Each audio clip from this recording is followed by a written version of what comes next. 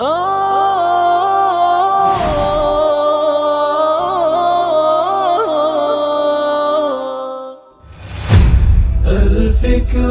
يا إنسان لو أطلقته.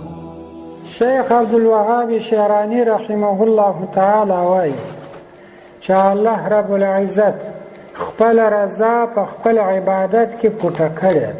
والله اعلم چې په کوچني عبادت راضي سي که په لوی، یعنې د هېڅ شي څه مخ مه اړوه چې مطلق صالح عمل په لاس درتلی دې ته مه ګوره چې دا وړوکی دی. او دوهم الله رب العزت خپل سخط و قهر په خپل معصیت کې ایښی دی. څه مطلب؟ د ګناه څخه ځان ساته، دې ته مه ګوره چې دا وړوکی ده. او دریم الله رب العزت خپل دوستان اولیاء په خپلو بندګانو کې پټ کړي دي، و هیڅ چاته تر ځان په کم نظر باندې مه ګوره.